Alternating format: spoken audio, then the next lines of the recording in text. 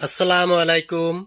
Degree pass একটা ছেলে কিভাবে নেশা করে তার জীবনকে একদম প্রায়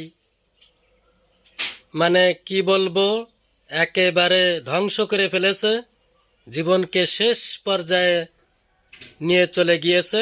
আপনারা একটু এই ভিডিওটা দেখুন, বুঝতে পারবেন যে নেশা কত বড় ভয়ানক, কত বড় খারাপ জিনিস। এই ভিডিওর মাধ্যমে আসুন আমরা শিক্ষা গ্রহণ করি।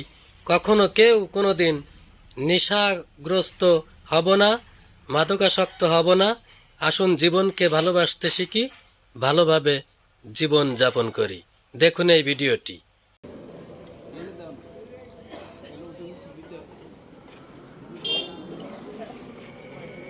সকালে ভাত খাইছো না? বাইরে হলাম কে বল যে যাবার কাছে 50 টাকা তিন বেলা তিনটে খাইয়ে তাই আমার কাছে টাকা আছে, অফিসটা বন্ধ নিয়ে ভাই জানে শেয়ারটা বললাম কিরকম সব বাড়িতে আলাদা 15 বছর আব্বা বাইসে থাকতে আমি আলাদা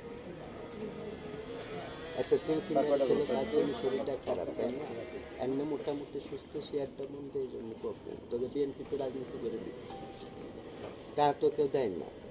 শেয়ারটা চললে যদি একটু মোটামুটি চলতে পারি তো অফিসে বসতে হয় না, শেষ অফিসে ফেরেস্তা বসো না তো, তোমার ফেরেস্তা কি যাবে? সেরেস্তা না, আমি একার মুখে একটা এখন তোমার অফিসে ফেরেস্তা তোমার আব্বার টেবিলে বসে তোমারও তো লাইসেন্স আছে, তোমার আব্বারও ছিল।